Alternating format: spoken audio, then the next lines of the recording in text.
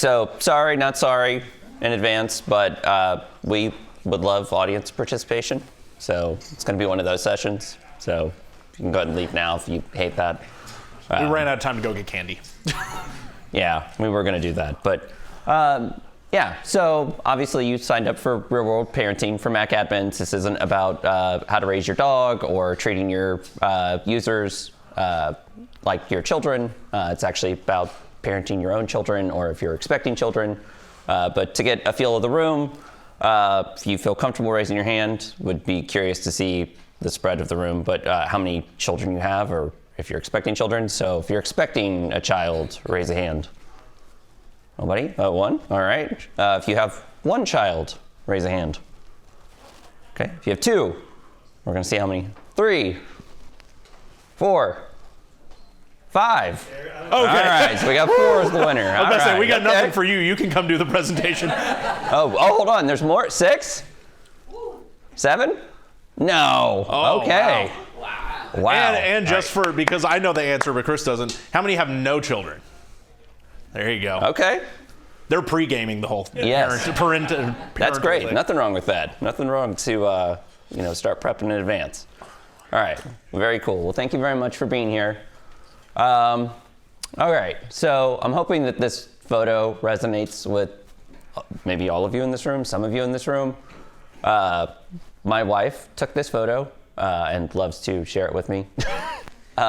This is me with 2 of my 3 children. My third wasn't born yet. On our first family vacation in 2022 in Florida. I had just been promoted to a manager and I was on PTO. Does it look like I'm on PTO? That's me checking Slack. Does that resonate with any of you here? Like, can you actually check out when you're taking time off? I mean, if you can, great. I'm trying to be much better at that, but yeah, so it took me far too long to realize that I was giving work the best version of myself and not my family the best version of myself. I was just giving them the exhausted remainder of me at the end of the day or even on vacation. And really that's kind of the whole impetus of this talk and this presentation and why it started. So yeah, some introductions. I'm Chris Tuley. I'm a senior IT manager, married to my high school sweetheart. We started dating when we were 17, met first day of senior year of high school. We have 3 boys, 11, 9, and 4. My 4-year-old is feral. I don't know if anyone can relate to that. It's like he's, I'm blanking on his name. Was it Mowgli in the Jungle Book? Oh, yeah. Is that the boy? Yeah. You meant your kid's name. I was like, man, we haven't been gone that long yet. Yeah, I'm like, yeah, no, yeah. Blanking when you're out. Yeah, exactly. But yeah, Brad, I'll let you. Yeah, I'm Brad. Someone else has asked, like, is this like how to climb up while still being a parent? I think it was you. Like, he's going to be the thing of that.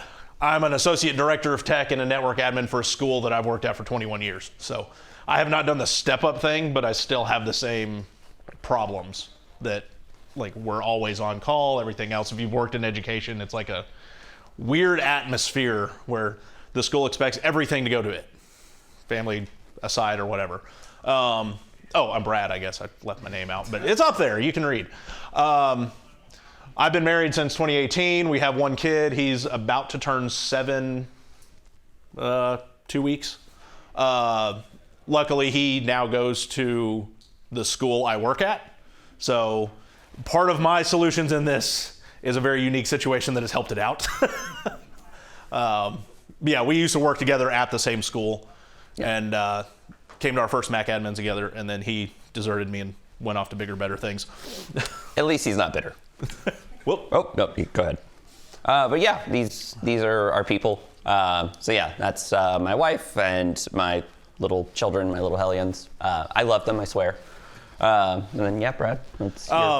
So this is obviously I'm not married to all these people. Tennessee is very against that. But no, this is my wife, this is my kid. Those are the work family. So in the truest form of, like, it takes a village to make things work. They are Logan's daily aunts and uncles. When he sees those 3 people in the hall, they are Aunt Susan, Aunt Becky, Uncle Hyatt, because he just calls them by his last name. why not? They've hosted our wedding showers, baby showers. They've babysat for us. They've celebrated all our highs. They've pulled me through all the lows. They support the balance the best they can, even at their own inconvenience, and that will come into play later when we start talking about how to bring in extra support. But that was the best. Like, there's obviously pictures of me and my kid and my wife, but that was the most. That was just the best picture to use for what we're talking about. Disclaimers: we are not therapists. We are tech people. He is far more social than I am. I'm a very introverted tech person, except speaking of this. So yeah, I'm not going to be able to tell you how to fix all your problems, but we're not perfect, at least at this part. And we can only speak to our experiences. We don't know what your experience is. Hopefully with some participation, we'll figure that out and we can work through stuff together. And we're kind of in a better spot. We're not in part of any like minority group where American cisgendered heterosexual white with cisgendered children, people in the South. So like we are ingrained that we don't have any extra factors coming at us, which can obviously complicate things. So we don't have those, and we're still struggling to make sure we have time. So why did we pick this topic? Essentially, we love what we do. I think all of us are in this room. We love what we do, right? But also, at the end of the day, we love our family. I hope you love your family. If not, it's weird that you're in here. And yeah, that's a different topic for maybe a different room. Maybe they'll love their next family. But, Brad really wants me to jump on the table and be Gollum. Put it in there. He's the theater guy. I'm not. But burnout, if you haven't experienced it, it's awful. We'll get to it later. But I work for a startup. I've been in startups for almost 10 years at this point, and burnout is awful. Just personally, your health, but what it does to your family, and the always-on culture, this hustle culture that is in America right now is awful. And I think collectively, if we can fight it, even just in a small group right here, and maybe fight against it and start a wave eventually, it's a thing that we need to do. But also, soft skills are really, honestly, the biggest thing that you can use as a foundation for career advancement. I don't know if any of you are working towards that, but something that I've found as I've grown the ladder, emotional intelligence is a huge part of advancing your career. And so just working on something like this even can impact your career. So that's just another side of why we picked this topic. And then also, just something that can say, now that I've had 3 kids, my oldest is 11, I wish I had this conversation earlier. I wish there was a session like this when I came here in 2016, or 2018, sorry. Or that I had people that I could talk to about this, because it's not something that is talked about. I don't know if it's just a culture thing. I don't know if it's a male thing. I don't know if it's an IT thing. I don't know, but we just don't talk about it enough. So. Remember, there's no MDM policy for being emotionally present with your family. We checked. It's not there. So the reality that we all have to deal with in daily life is, like, we see everyone else has it together, or they don't. It's a lie. They're showing you the best part of everything that happens. You don't get to see how the sausage is made. Your family notices that you're an ability. You start yelling at the kid for some mundane thing because someone at work made you mad, and you're going through the chain of screaming inadvertently. The phones are away, but are you actually present? Are you worrying about the meeting you have the next day? Are you worrying that your boss left you out of a meeting the previous day? Or like me right now, we have a new CTO and restructured our entire department. We have no idea what's going on right now. So it's like, we're trying to figure out how we're gonna be doing everything. So that is on my mind. So sometimes I'm at home, I'm not on anything, but that is going through my mind. I'm not actually there. And it can cause anxiety, depression, guilt, anxiety, anger, shame, more anxiety, all the anxiety. and the meds don't always cut it. So, and then sleep, no sleep, low patience, no free time, dinner plans, no, health plan, no, and we have no sanity, but we're still here in this job. Yeah. So, really, how can we be good parents? Sorry, it'd be helpful if I could speak. How can we be good parents if we aren't ourselves in a good place, right? So the first step to this is got to get ourselves in a good place. Again, leaning into kind of a joke here, but we patch devices. We should patch ourselves too, right? So we do that. There's lots of ways that we can do that. And again, we're not perfect by any means. This isn't a lecture. But there's things like therapy, things like coaching. Obviously, there's medications, exercise, yoga, sitting in a sauna, taking a walk. I mean, there's a million different ways that we can go about this, right? But it's also really helpful if your kids see that you're growing and that you're working on yourself, right? So that's the very first thing, is just focusing on yourself.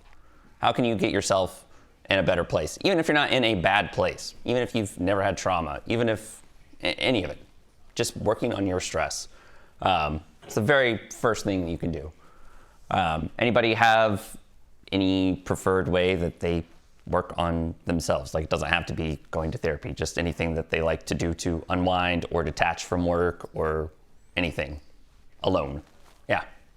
So I started going back to therapy, which has helped tremendously, but video games, right? Yeah. We can all probably relate, at least a lot of the men in the room probably. Yes. It's helpful for me, though, that my wife is encouraging of some of that, right? Even with the chaos of 7 kids and one of them is a toddler. It helps me build and pick out parts for effectively a steam machine over the weekend. I'm getting yelled at for not giving you this. Sorry. Grab the cube. The cube. I had a feeling we'd forget it, and I was right. Yes. It's for the recording. Yes, for the recording. So I started going back to therapy, which Yes. has helped. But then video games, right? And over the weekend, my wife helped me pick out parts for and build a gaming PC. Yeah. And gave me some space to unwind, even with the chaos of 7 kids and a toddler. Yeah. Absolutely. Yeah. Thank you for sharing. Anybody else? Yep. Up here. Up here. Mine. So my name is Suki. I run a coffee roastery. Yeah. So one-on-one, I roast beans, and that's my way to be completely off tech, but it's still tech. Yeah. Because I'm using a computer to get a coffee profile. So I'm still on Linux machine, but on the flip side, at least I'm not dealing with people. I'm dealing with coffee. Yeah. So I can manipulate that. I can control that, and I drink that. And I'm like, yeah, this is better than dealing with people. Yeah. Absolutely. Thank you. I imagine it's a lot easier to yell at the beans without consequences too, right? Yeah. One of the things that I have done pretty much my whole career is embrace my hobbies. And one of the things that, like you said, your wife encourages it, but my wife encourages as well, is get some alone time, sort of set some time aside that is not work, that is not parenting, that is not working on household chores or whatever, just even if it's like horizontal on a cushioned surface, nobody is around time, getting some like outside of your head kind of alone time really helps. Yeah, 100%. Thank you. Yeah, me personally, I've started going to, my wife and kids are very athletic.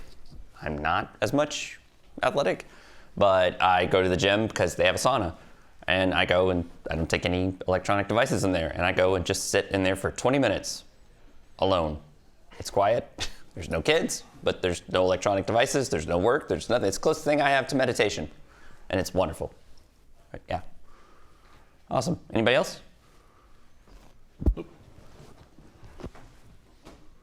Good throw. I work out for fun and I play video games for fun, but then I was like, holy cow, I need something else that is like a little bit different or a little bit like more therapeutic, also in therapy.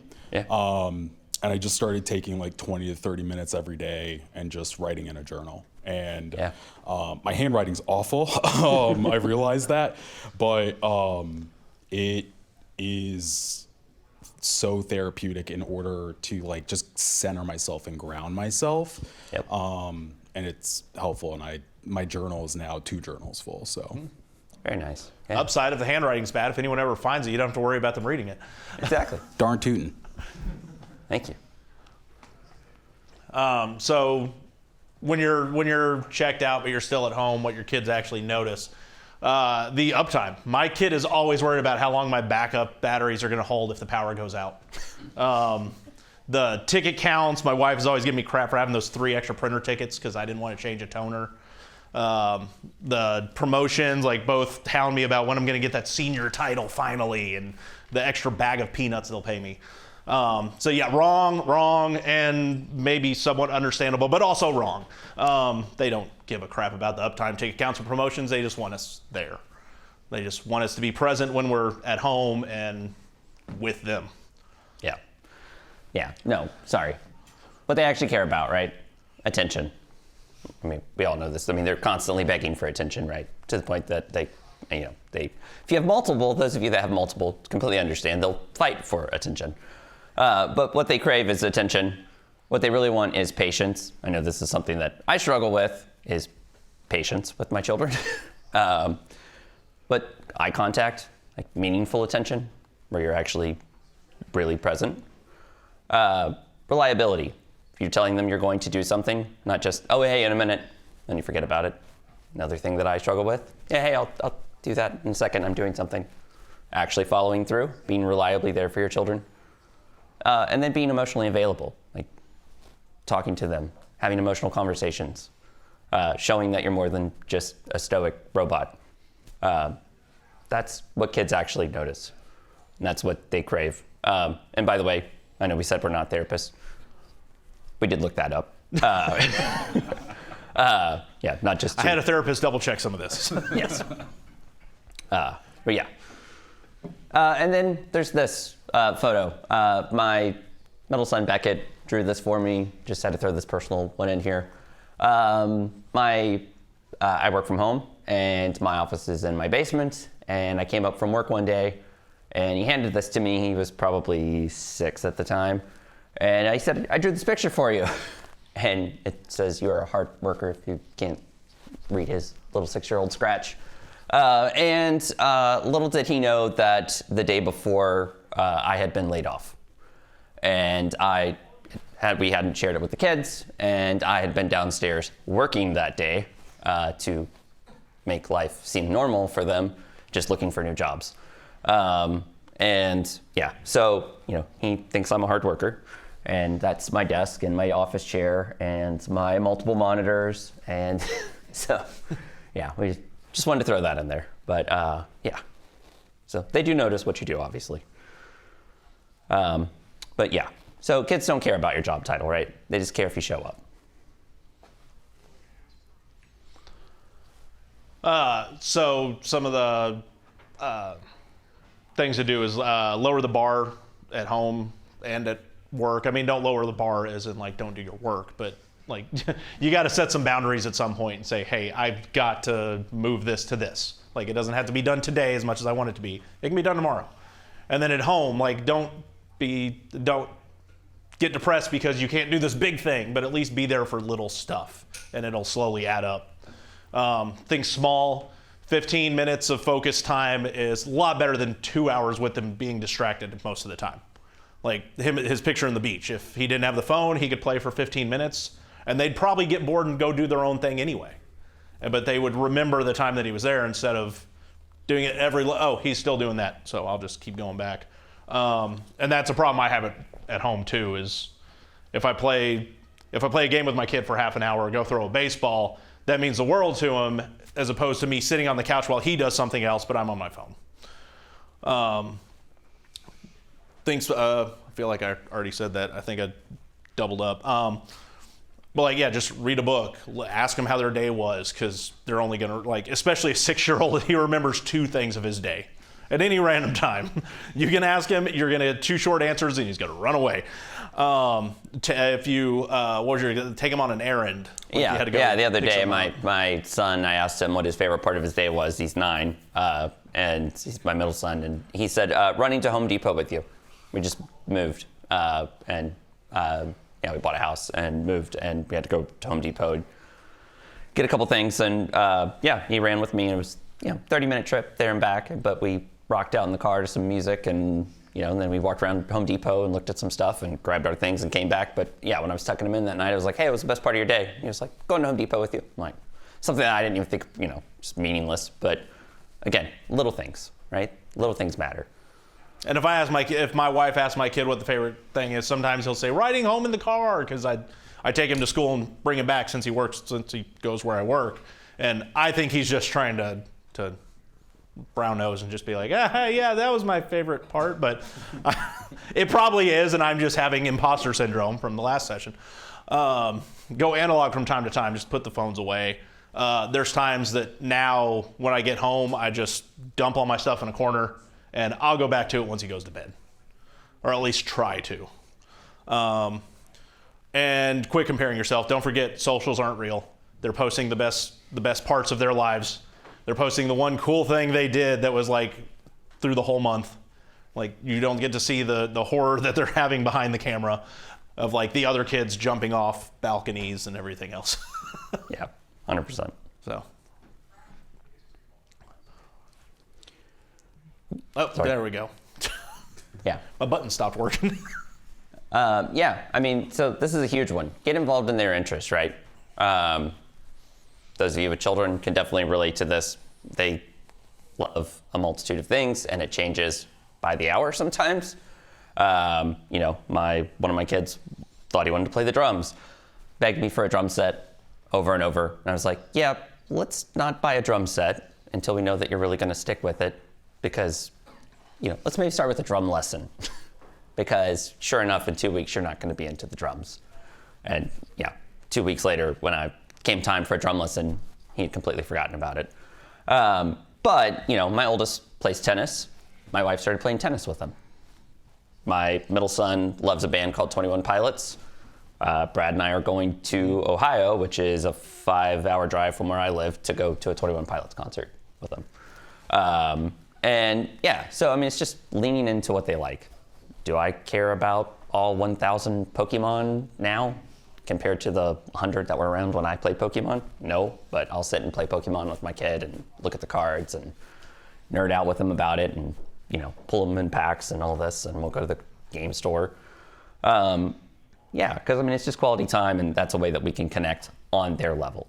And it may seem really common sense, but there are many times that I have to remind myself that, I don't really care about this, but I remember my parents taking the time to care about what I cared about and how meaningful that was to me. Yeah, like I don't know how many Mark Rober videos I've watched lately.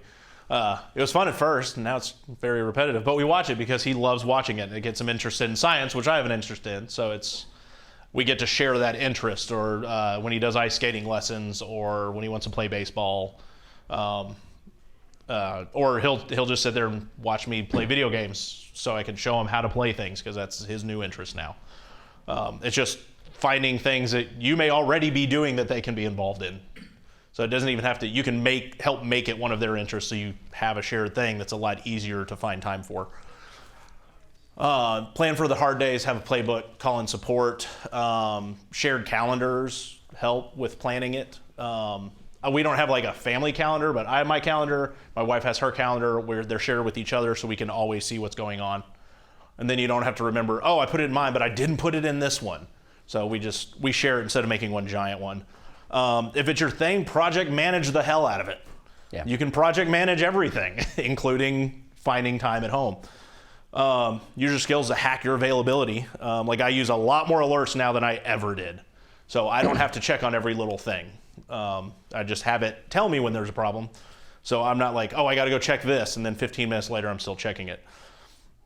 If you have the ability, delegate stuff. I am horrible at delegating. I have one guy I could delegate stuff to, and I just refuse to do it. I don't know if it's a pride thing or imposter syndrome, if I can't let someone else do it because they might overtake me. I don't know. But like if you have a problem with letting go, you got to find a way to have someone else help you with that. I've even delegated stuff up to my director because like I got to admit I don't have time for this. And he's like, I got it. We're cool. And involve partner, co-parent support. Like that's what my work family is. They are one of our support teams. We have a neighborhood group that helps. Like we trade kids off between houses if someone needs something done. And it takes a lot of work to build that, but it helps tremendously. Yeah, there's nothing wrong with calling in or tag teaming with, co-parent, partner, support. My mom helps a lot. My mother-in-law helps a lot. If you're fried, you're overloaded, you're not feeling well, there's nothing wrong with tag teaming. I mean, there's the saying, the adage, it takes a village to raise a child for a reason, right? There's nothing wrong with calling in support because you're not helping anybody if you're fried. And I mean, it's just going to make things worse, right? And carry over to the next day and, harm work, harm home. So, tag somebody in and bring somebody in for a little bit, let you rejuvenate, let the kids have a good time. And I guarantee you, and I'm sure a lot of you have experienced this, you tag in a grandparent, they're going to spoil the hell out of your kids and they're going to come home sugared up. They're going to have a great time. Your parents are going to have a great time. Your aunts and uncles or somebody are going to have a great time with them. And, you're going to get some time to reset. Like we just talked about some of the ways that we can reset, and it's going to be a win-win-win for everybody, as Michael Scott would say. So don't have any guilt for that. You can have guilt. You're going to have a lot of guilt for other things. Don't have guilt for that. Guilt for everything. Yeah. Goal is not to care less about work. It's to stop letting work quietly consume the high quality version of you, like Chris said at the second slide. Yeah. Yeah. So we just want to make sure that we're taking home the best version of ourselves as we can. It's not always going to be unicorns and rainbows, but at least not the guy crawling on the floor just to escape work. Yeah. And so, like I mentioned at the start about one of the reasons that came up with this topic was the always on culture. Essentially got to fight back about it. So at work, you're rewarded for always being available, right? So one of the ways that you can get that promotion or get the kudos or, get called out on Slack or Teams or whatever. You're a fast responder because, you got it on your phone and you'll, respond at night. Somebody needs something. Same thing, you're a hero when it counts, right? Everyone in this room has probably experienced any of these. But there's consequences at home for all of these as well.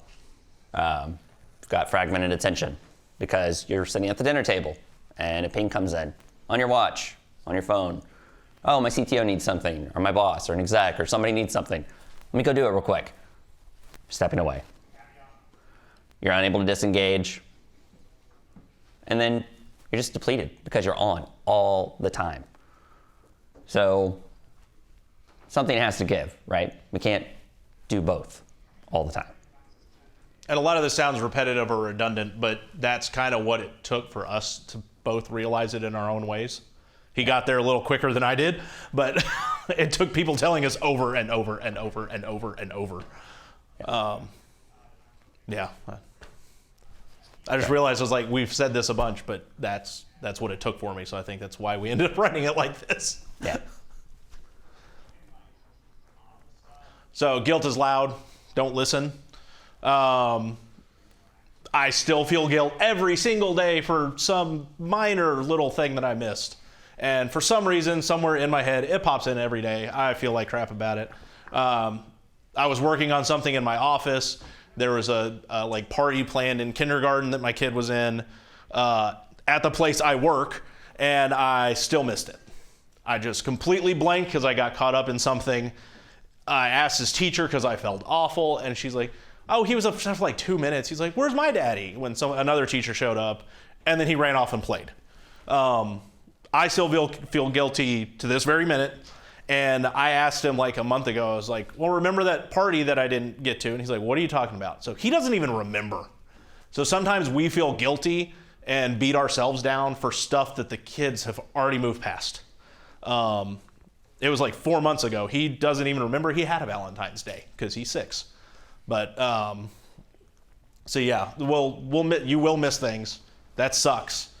They'll get over it. Hopefully we can work to get over it and not beat ourselves down so we're there for the next time. Because that's one of my problems is if I'm not there for one time, I get in a weird spiral and then I end up missing another thing. We'll have to choose at some point. You'll have to work or you'll have to be at something. For me, I've worked on trying to tell him ahead of time when I know I'm going to miss something. And then he's just like, oh, okay. And then after I'm not there, he's fine. I still feel like crappy for missing it, but he's perfectly fine. It's better than me not just showing up and saying, oh, I just wasn't there. We're not failing our kids. We're doing the best we can. That's all they can ever hope for. And we're teaching them what priorities and hard work look like with the hard worker picture. He didn't know what was going on, but he knows that Chris was being a hard worker. We're teaching them that at some point you're going to have to choose something or the other. It doesn't always have to be this way, but there will be times. So it kind of sets them up to be able to deal with that themselves. And that's actually something we had to talk with his teachers with before, because he'll get down on himself for certain things. It's like, well, if you guys mirror this, so we're working on priorities and like, you need to finish this work before you finish this work. And it's been helping. And model balance. There's no actual balance. Balance is almost truly unnatural, but it's the act of balancing that we want to model. That we create the best balance we can, and that we're always striving to make that better. You'll start overbalancing one way, and then you'll have to go back the other way, and somewhere in the middle, there's a squishy part that makes everyone happy. That's kind of what we're aiming for. Yeah, so I don't know if anybody ever has watched Cobra Kai or The Karate Kid, but I was rewatching Cobra Kai in the background a couple nights ago, or well, a couple months ago when this all started, and this scene came on, and I was like, yeah, this is actually kind of fitting. So, yeah, I threw it in here. Hit the space bar. I think the arrow didn't work last. It's a great movie. Yeah. Right. I mean, everybody wants to go sing You're the Best Around and do a crane kick, right? No. Some of you Always. probably I always might want be to do a crane too kick. young for Karate Kid. If you are, then go watch it. It's a great movie. Good enough is enough. It doesn't have to be great. Good enough is still good. Even if it's already been a rough go of it, good enough is better than anything you were. It's just baby steps. Eventually, you keep building and building, and good becomes better. Better becomes the best you think that you can try to do, if that makes sense.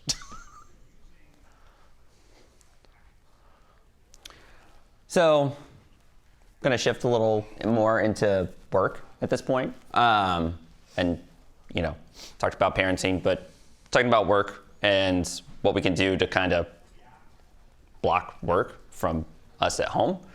And a big part of that is boundaries.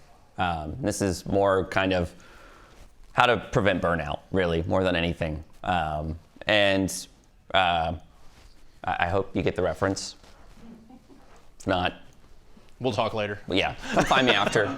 I'll enlighten you about the greatest film trilogy of all time. We can argue about Star Wars. It's up there as well. Digression, sorry. So ways that you can kind of set boundaries at work. So define your working hours and then protect them. Hard. It's really, really easy. It can be a really slippery slope to let this slide. So you got to set this really early. I just started a new job in January. First thing I did every single step of the way in the interview process, all 7 rounds, was talk about hours. What are the expectations on hours? And I was just honest. I have 3 kids. I'm going to be working from home. What are the expectations? So set those early, define them, and stick to them. Hold yourself to them. Because like I said, it's really easy to, I'm locked in, just going to work those extra 30 minutes, especially if you're working at home, right? I don't know if anybody work at home? Yeah, when you work at home, it's real easy. Like, I'm right here. I'm just gonna knock this out, knee deep in Claude, especially doing that these days. Gonna knock this out. An extra hour goes by, you miss dinner with the family. And then it's 3 days a week that you're doing that. And then it's every day. Or you go back to work once everybody goes to bed. Don't do it. Then communicate that, not just with yourself or with your boss, with your spouse, with your family, so that they can help hold you accountable. I have a great boss. I chimed in. I took a PTO day to take my child to an appointment a couple hours away for a health thing. And I chimed in on a Slack message to my boss. And he literally responded to me, "Thanks, but what the hell are you doing? You're supposed to be off today. Get the F off of Slack." And I was like, "Thanks." And he's like, "Seriously, don't message me the rest of the day." I was like, "Awesome." And if you are a boss of anyone, that's how you become a great boss. Yeah, well, you don't have to use expletives, but Makes it more that's, spicy. That's your own personal style. I love that. But so it's not D&D. That's do not disturb. But yeah, use it without guilt. Like, don't feel bad about it. Take a lunch break and turn it on, and go have lunch by yourself or with somebody. When you're done for the day, turn it on, or even better, don't have Slack or Teams on your phone and set that boundary. It's okay. And then this is a huge one. And this is something that I've really, really had to fight to learn and stick with. Not every problem is an emergency. As I've climbed the ladder, and I'm working directly with execs, or doesn't matter, anything. Get a message at 8 o'clock, you don't have to drop everything and respond. Things can wait until the next day. Set a reminder. We have this wonderful technology that we work with every day. We can set reminders. We can snooze messages. We can ignore them completely. It's all going to be there tomorrow. And that's also not necessarily just a you problem. That can go along with setting expectations with your employer of not everything's an emergency. I get a lot of calls at random times. They're like, "This is down." It's like, okay, it's not going to affect anything until like 2 days from now.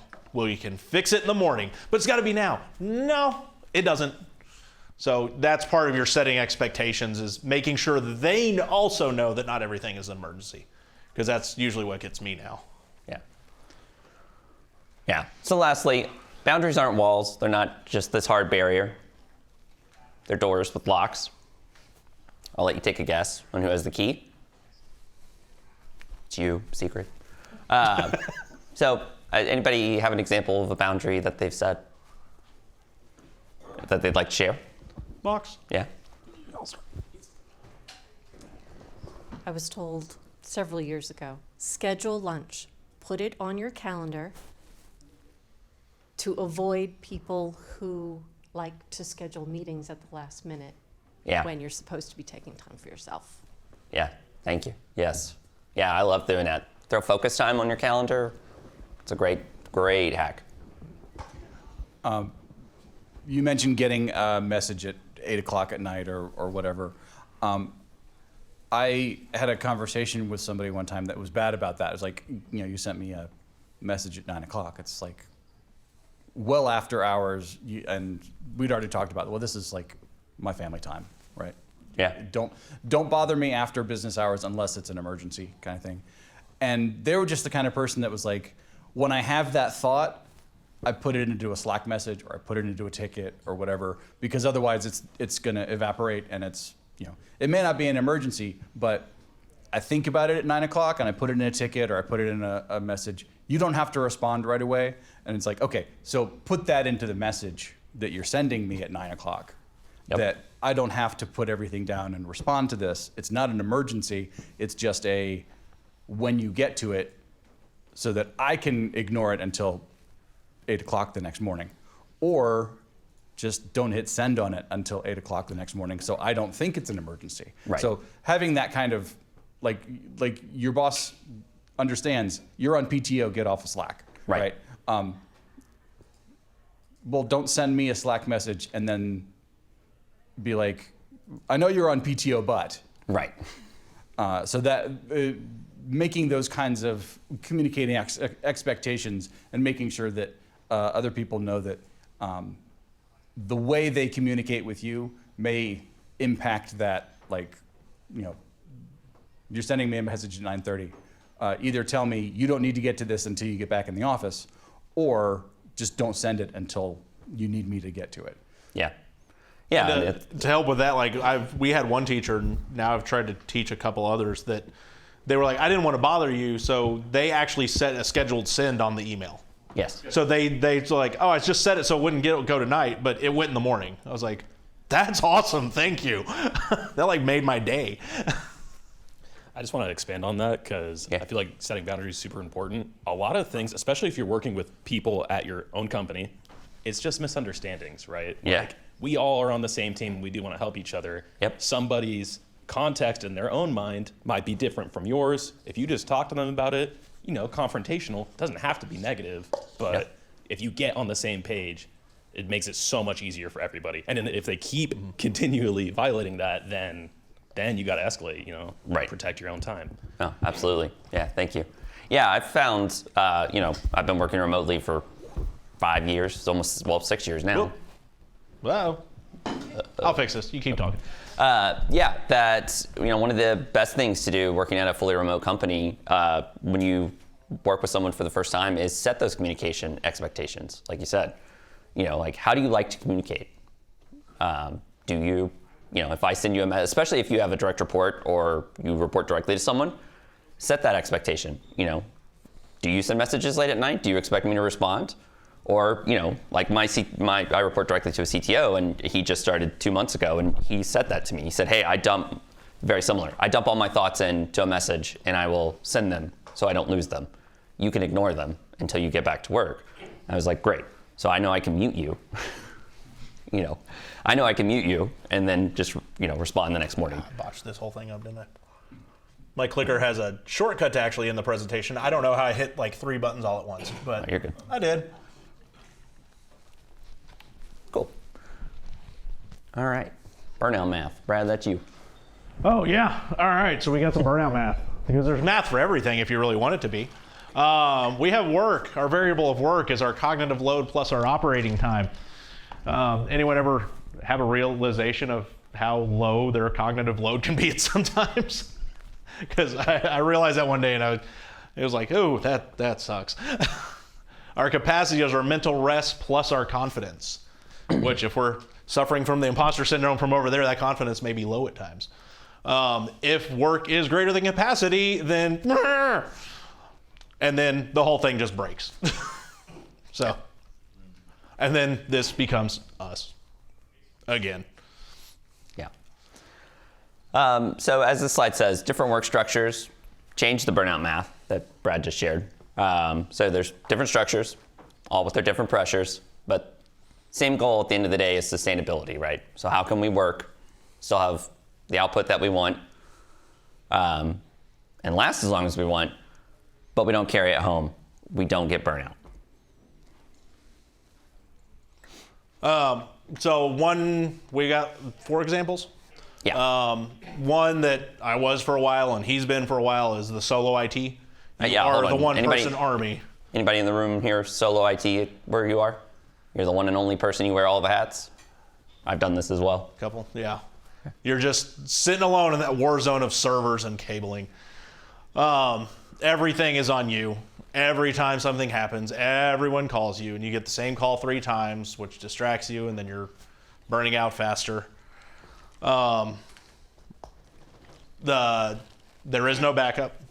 Oh, okay. I changed that yesterday and forgot that I put it in that order.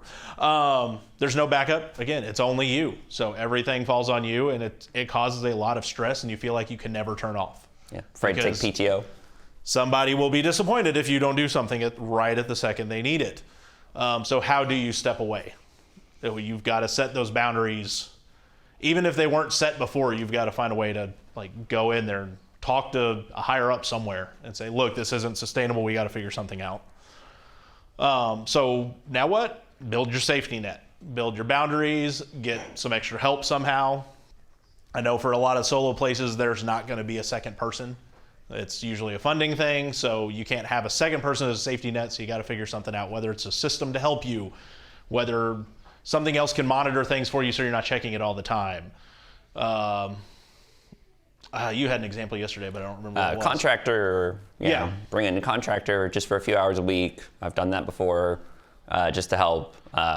Bring in tag team someone from another department that may be able to help. Customer support that can answer some tickets that you can train them up on basic, password resets or something to help with help desk stuff. Or contractors is actually what we did when you started where I worked. I was solo. We finally got like half a backup. You were split between campuses, but we still didn't have enough time because we were expanding our one-to-one program. And so we got a contractor who came, and we no longer had to do cabling. And I haven't had to cable anything since. Document everything. That way, even when your cognitive load is low and you just can't do any more, you at least have something to look at to run through it faster. There's so much stuff that, especially in education, you do so many things, you're not going to remember everything. You have to have it documented so you can look back and do it a whole lot quicker and not burn yourself out. Automate what you can. I'm trying to do that. Still not great at automating. I don't know if you have any examples of. Yeah, I mean, it's definitely getting easier with not sure where you stand on AI, but AI can help with this. If it's not your strong suit or you don't have the budget for tools to help you with this, you can definitely tap into, AI tools to help you with this. But yeah, automating things to reduce the manual load, click ops, reduce that can definitely help if you're a one-person show. So yeah, anything to help bring your, like Brad said, not even your cognitive load, just your level down just a smidge. Every little bit helps, adds up quickly. Make that operating time match the load. Yeah. And you're not a superhero. You don't have to do it all. They may expect you to, but you're not a superhero. You're a person. So know your limits and make sure they know that it's okay if you don't do it right then. Corporation, the mini cogs. Is this anybody in the room? At like a large corp, you don't share where you're from or anything, but yeah. I'm assuming some people are. There's all kinds of just processes everywhere. Nothing ever gets done efficiently. Everything drags out forever. It's soul sucking. Decisions take forever. I'm talking faster than my clicker. You just can feel stuck because you feel like you have nothing else to do, which brings your stress all the way up and your feeling of how am I going to do all this way down. You end up getting stuck in the ladder climbing, the infighting, the politics of an office, stuff that like the solo IT doesn't have to deal with, luckily, because there's nowhere else to go. But it happens in a corporation. This is kind of how my work has sometimes become. Instead of running like we used to do, we're becoming to be run more like a business, which for the betterment of the school. But it creates so many other hoops that you have to jump through. It causes decisions to be made without your input. Whether admins decide, I saw this thing, I really want to do it, not knowing whether we can do it or not. Rogue team members forcing their way that they want something without going through the processes, then now you're stuck with this other thing. Stuff like that. So what can you do there? You have to navigate the politics. I am horrible at playing that game because I just want everyone to be happy. And much to my own detriment, I have not figured out how to correctly play that game. Find your allies. That is what I can do. I can find the people who help me get through what I need to get through, whether it's your business office or HR or what other departments you have to work with. In a school, it's cafeteria, maintenance, and business office. So they'll feed me, they'll fix my stuff when it's broken, and I make sure that I get fed. And then protect your energy. Like, do you have to call me on this? Could this be an email? Do you have to find me in the middle of the hallway? Could this be an email? we have stopped, for the most part, we've been trying hard at it for years, but if someone finds us in the hallway, we won't fix their problem. We force them to put in a ticket. It's like, you can't find us, you have to put in an email. It has saved a lot of our time. So just even a simple thing like that. It may make them mad for like 2 days, but they'll get over it.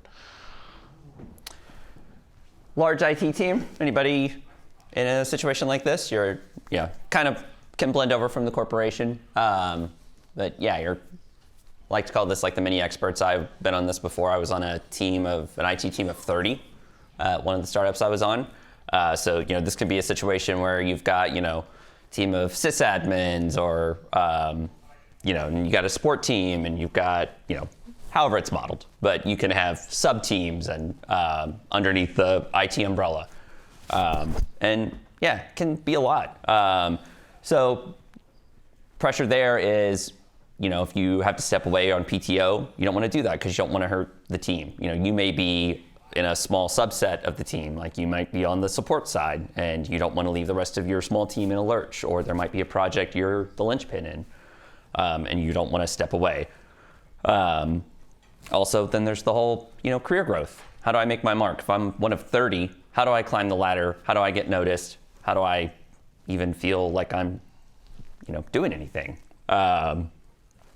Because I think we all want to do purposeful work. So there's that whole aspect of it as well. And then there's just, one of the pluses, there is the shared load. But it's a lot. You're waiting on, with the shared load, you're waiting on people. It can be really frustrating. I can remember in this type of situation, I was leading the support team, and anytime we were, making a change with Okta, we'd have to wait on the Okta team. And, they got sidetracked with something else that would push our project, and it can be really frustrating. So how do you handle that? Again, delegate. If you're on a large team, there's nothing wrong with saying, hey, I've got other people on this team. Why can't they do that? Push back on that. Protect yourself. Also, lean into your team. Trust your team. If you're on a large team, you have good coworkers for a reason. They're on your team for a reason. Trust them. Same thing with, trust your management. And then a lot of things in this situation are out of your control. So focus on what you can control. Focus on the work that you can do. And that's really all you can do. And that's a really hard bullet point to handle sometimes, at least for me. If you're a person that likes to control things, that can be really hard, right? To just focus on what you can control. But yeah, trying to really lean into that. All right. This is a big one right here. Anybody in here a manager over anybody else? Yeah? A few. Okay. This is me currently. So, I think this bullet point right here, people problems can be more challenging, more time consuming than tech problems. Teachers. Right? Well, dealing with infighting between people on your team, dealing with people that are unhappy with their pay or where they are, dealing with people on your team that are having personal problems. They're sick. Or I have a person on my team right now that their mom just got diagnosed with cancer. And, being there for them and letting them have as much PTO as they need that our policy allows. But then, so people problems can be a lot. So juggling all of that. What happens when the bosses burn out? If you have to step away and you're the one leading the ship, then what happens? And again, the reference, if you have someone like Michael Scott leading the ship, if you've watched The Office, it could be a problem. So, as we all know, to be a good manager and to get through this, leading with empathy and trust, trusting the people that work beneath you, that they're going to do a great job. You don't have to micromanage everything. You can delegate is a huge part of it. A huge thing that I had to learn the hard way is delegating. I don't have to be on every meeting. I don't have to see every single thing. There were people on my team, there were people that we hired for a reason. They're good people. Let them do the good work. Don't have to, nobody wants to work for a micromanager, so don't be the micromanager. And then also empathy. Be the manager that you want to work for. So delegate, sorry. And then set the boundaries that you wish you had. So again, like we were talking earlier when I was talking about my boss saying, why are you on Slack? Get off. That same way. So set those expectations with your team as the manager, but hold them for yourself as well. But also, if you're giving your team all of your energy as a manager, then what energy goes to your most important team, if we're going to use that analogy, which is your family at the end of the day? So you got to leave something in the tank, or you're going to be burnt out, which is a good segue to my burnout story. Anybody here been burnt out? Anybody want to share? Or before they share, does anybody want to show a hand? Want to been burnt out in any way? Doesn't have to be major. I'm going to share my major story. I was majorly burnt out. So this is a screenshot. This is 2022, Brad? Yeah, it was 2022. Yes. So this is actual screenshot from Slack for a company that I worked with. I crossed out the names and I crossed out profile pictures. Joshua was the CISO and David was my director of IT. I was a manager at a healthcare startup that I was at the time. Same company that I worked for in the beach photo. My wife was pregnant, 2 months away from giving birth to our third. And I had such severe burnout that I had to go to the ER because I just stopped eating. I couldn't sleep. Like my anxiety was just through the roof. And I was managing, we were a urgent care and primary care startup. At any given point, I was the manager of the clinic infrastructure team. And we were managing 30 to 40 clinic build-outs at any given time. So managing all of those projects with incredibly tight deadlines, and then also acquiring clinics on top of that. And I was not delegating, I was not setting boundaries, not doing any of it. And I just literally let it consume me. Working all the time, not sleeping, and just letting the stress eat me alive. And so this was a Slack message that I sent to my boss and my boss's boss while I was sitting in the emergency room. My wife had called Brad like the day before, 2 days before, and was like, I don't know what to do. Yeah, I think it was, it might have been the day before. Brad, that dropped everything pretty quick. Yeah, Brad lives 2 hours away. She was like, I need you to help. Can you come help? But yeah, so I just wanted to put this in here just to show, it can be very real, right? I'm good now. I've learned the hard way.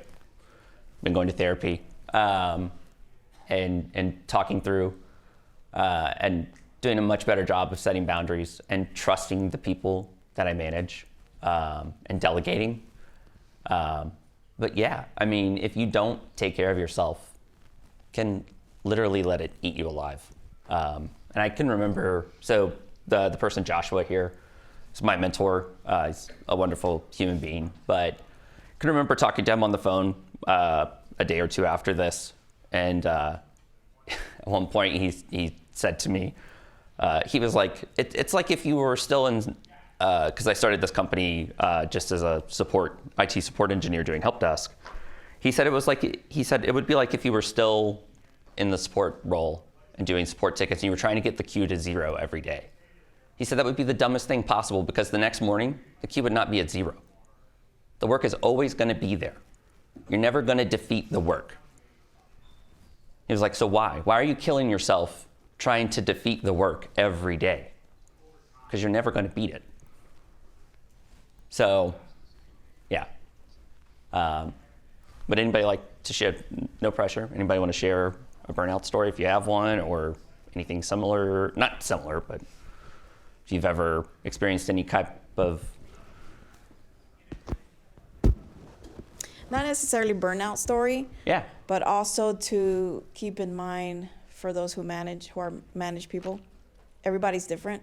You know, from learning to working. As a manager, I had to learn that, and it was hard for me at the beginning to delegate, but I had to understand my team, how they worked, and just, you know, come to realization, be genuine, have empathy, put all cards on the table, see what do we need for us to work as a team. Yep. To rely on each other. Yep. Whether that's like weekly checkups, or we started like a Monday platform for accountabilities, who's working with what, where are we at, the status. So that kind of helped me a lot. Yeah. And listen, you know, we're not perfect. We're not going to read each other's mind. So. Yeah. Absolutely. Yeah. Thank you. Yeah. So this is my story about being in cybersecurity. I was intrigued by cybersecurity. I went into a cybersecurity role, and I was doing auditing and pen testing.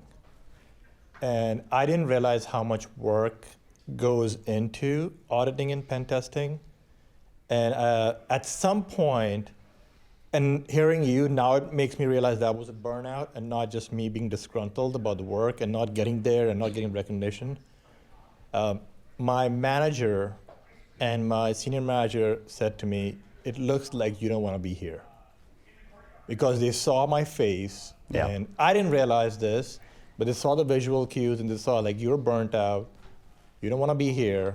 I think they sat and said, "It's best to find a job when you have a job." And I've kept that tag with me forever now, because it just resonated with me so much that I was trying to do everything in my hand to make my mark, to belong in cybersecurity and belong in cybersecurity firm, which I left that company and then went back to work for higher ed because of the life balance out there. And there's no money in higher ed, is what I've come to a conclusion on that one. But yeah, that's been my experience. But it took me a while to realize that that was actually a burnout, more so than being in a challenging position and dealing with factors that I was unfamiliar with, and how I could pass through that. Yeah. Thank you. Thank you. Anybody else? Yeah. Anybody get this at the beginning of COVID? Because that was fun times. I was working for an animation studio, and because of odd circumstances, we had procured a bunch of work from home stuff prior to the pandemic that was sitting in a closet.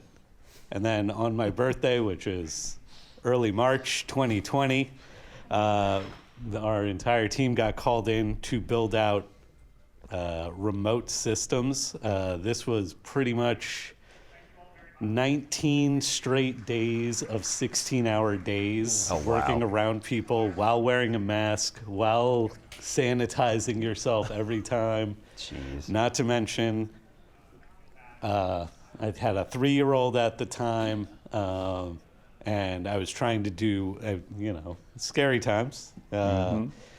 And I think I got to like May before I just started really having breakdowns where the younger people on my team, any minor screw up would send me into kind of a rage where I would be like, and I think at some point my boss came to me because he had been in making movies or in journalism, places where IT is, technology is very high pressure. And he just came up to me and was like, "I think you might need a week or two off where you just don't worry about us, because everybody else knows what to do at this point. And there's not really a whole lot we can do. We don't have access. Once we sent off the remote equipment, we didn't have access outside of talking to people through how to fix it." Yeah. So, that's COVID was pretty much like the big time for a lot of people, I think, for that one. Absolutely. I like what you said about that the work is always going to be there. You're never going to defeat work. Yep. I'm a few years into my IT career out of college, and I remember going into it just like feeling very motivated and seeing like the ticket count and wanting to get it to 0. Yep. I remember the day we finally hit 0 felt so good, but then the next day there was just more tickets. Yep. And my friend described this as like, he defined it as like goal posting. Like I had this goal, this post that I wanted to reach. And time after time, like I would reach the goal post, but then there would be another goal post ahead and another one and another one. And it just created this perpetuating feeling that I wasn't doing enough because there was always another goal post. And then I wasn't looking back and seeing like what I had accomplished. It just felt like I was never doing enough. And it's just, I like what you said about there's always going to be work there and you're not going to defeat it. Yeah. And that is exactly my problem. Yeah. Thank you all. We got one more. Oh, okay. I'll leave it there. Hi, sorry. No. Just crashing in your session because I like the multi-track fatigue of like deciding.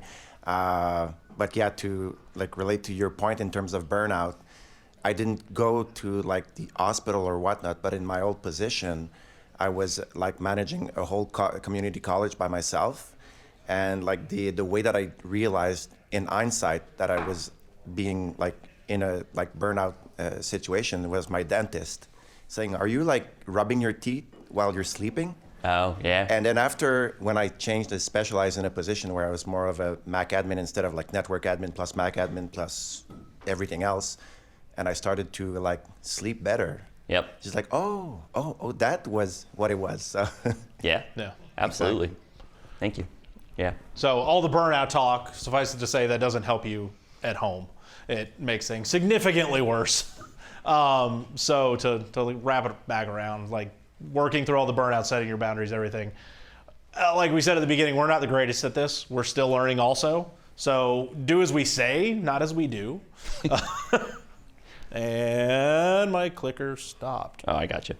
Okay, set a hard stop time. Protect your evenings, weekends, all the free time you can. I work on some evenings because I also run my theater. So when I have to do those, I'm kind of like, hey guys, I may not be in till 10 because I was here till 10 last night. Sometimes works, sometimes doesn't, but your mileage may vary. Take your PTO. I'm notorious at not doing it because since I work at a school, we have like a month and a half off outside our PTO anyway. So it's like, where am I gonna take my PTO? But I burn like 2 weeks every year that I just don't take. They don't carry over, nothing else. So from someone who doesn't take their PTO, take your PTO. Even if you just sit at home, you don't have to go on a trip. Be sick one day. Yes. Take Seriously, your PTO. just do it. Yep. Ask for help. It truly takes a village, like we said earlier. Like I've got neighborhood people. We don't have family in town, so I've got neighborhood people. I've got work people. Just find a community, like build your own if you have to. Just start with one person and let it branch out. And find healthy ways to distress, like playing a video game or yell at coffee beans. whatever lets you de-stress without affecting the other people around you. Otherwise, you're just adding to the problem. Recharge, unplug, sleep. It does help. I don't sleep much, but when I do, it seems to help. Yeah. I don't know why. Whatever. Yeah. So if we can leave you with anything, I think this is it right here. Strive to be excellent at your job. Strive to be present for your people, your spouse, children, whoever, your tribe. You could do both, but you can't do it all perfectly. Perfectly is the enemy of present, right? If you want to do it perfectly, you're not going to be present. You're going to be focused too much on being perfect, and you're not going to be there. So just keep that in mind right there. And I know that's hard to break. We're all in tech. I feel like we all have some level of detail innate in our brains that we have to go over every little detail. So everything is perfect, and it's really hard to break, but you got to try. Yep, absolutely. So just a few resources. Sorry, right here. So the Mac Admin Slack, there's the parenting channel. It's great. There's the venting channel. Really good if you haven't been to it. I didn't know that one was there until we started making this. So been on that one for a while. If you need to come and just rant about a boss, it's really good. And then local community resources. Libraries are great for workshops for your kids. Home Depot has a workshop every month where you can build stuff. YMCA has fitness classes for free. There's all sorts of stuff. Just look up free stuff in your local community. And the Home Depot ones, they actually like guide them along, so you can help as much as you want, but at least you're there doing it. So if you don't know how to do it, that's cool. The kids love it, and you just get to watch them have fun. Fortunately, I don't think we have time for questions. I mean, we've done some good sharing. You're welcome to come up and chat with us at the end. We have like 3 minutes left. Yeah, we had more participation than we thought we would. Yeah, well, by going the wrong way. Yep. Connect with us. We're on Slack, on the Mac Admin Slack. These are our usernames. On the top, Brad's the bottom. We're on Mastodon. Brad and I at one point had a podcast called Business Casual Nerd. Have not recorded episodes in a while, but we're on Instagram as Business Casual Nerd. Yeah, that one goes to both of us. Yep, we're on LinkedIn. And X, yeah, we're not on X. Who is? But yeah. Who's on there anymore? And that's it. So, thank you very much. We have 2 minutes for a war story. Anyone got a 2-minute war story? Yeah, we have 2 minutes if you want to stick around. You're welcome to go, but if you want to stick around for questions or comments or stories, concerns, insults, how awful we did, whatever. We'll take anything. If I can just take like 5 seconds to suggest for anyone who has older kids, be available to your colleagues and friends that have younger kids to be the support. Be the support network for them. Because as many times as when I was younger, I was leaning on somebody that I knew that had, he was 5 or 10 years older than me. He had older kids. He'd been in the same career for a long time, and he was like, not like a mentor so much as, oh, Charles, you're doing it wrong. Yeah. Let me tell you, with your 4-year-old, you need to, be the guy that is the experienced one for somebody coming up that doesn't have kids. Buy them a beer, tell them your war stories, and then get them prepared for where you are, or for where you were 5-10 years ago. So absolutely, be the village. Yeah, that's great advice. Thank you. Okay, cool. Nope. I do want to thank the camera person back there because I have to watch them like keep going back and forth, and we made their job really hard on them. Yes. Yeah. So, thank you. Thank you, tech crew. Thank you. Yeah. Half the time I'm the person in that booth, so it's like I know how they feel. One of the things that I did with my kids when they were younger, and they have actually built it into PG County school system now, is I would take a mental health day for the family. Yes. We would take a day off. The kids would take a day off. We weren't sick. We would have like a living room party. Yes. Movie thing, just because sometimes you need that decompression. Mm-hmm. Yeah, love it. Yeah. It's great. I was surprised the school system started to do it. Yeah. They give you, they give 2 a year that you can, the kids can have really a mental cool. health day, which is great. Yeah, over here. 7 seconds before the music starts. Stop. I had a mentor that said one sentence when I was younger, when my kids were like 5 and 1 year old, and the simple sentence, "It gets better," and it did, and it did. Now they're 17 and 12. It's better. There's a light at the end of the tunnel. Thank you all.